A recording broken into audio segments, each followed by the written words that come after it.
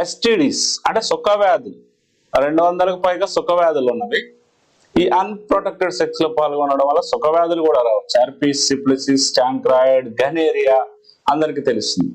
ఇవేంటంటే 1 week 10 days లోపలే symptoms start అయిపోతాయి.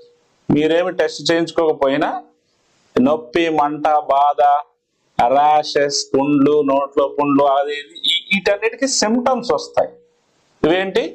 ఎస్టిడిస్, సుఖ వ్యాధులు, సెక్సువల్లీ ట్రాన్స్మిటెడ్ డిసీజెస్.